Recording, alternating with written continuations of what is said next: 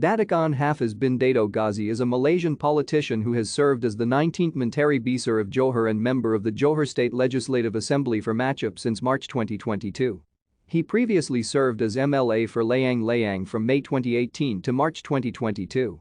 From March 2020 to his promotion to Menteri Besarship in March 2022, he served as member of the Johor State Executive Council in the Barisan Nasional state administration under former Menteri Besar Hasni Mohammad.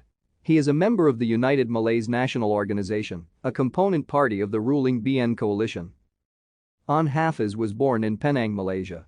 He is the great-great-grandson of first and former Menteri Besar of Johor Jafar Mohammad, great-grandson of 7th and former Menteri Besar of Johor, founder, first and former president of UMNO Onn Jafar, grandson of 3rd and former Prime Minister of Malaysia Hussein Onn and nephew of Senior Minister in charge of Defence and Minister of Defence Hishamuddin Hussein. He went to Royal Military College.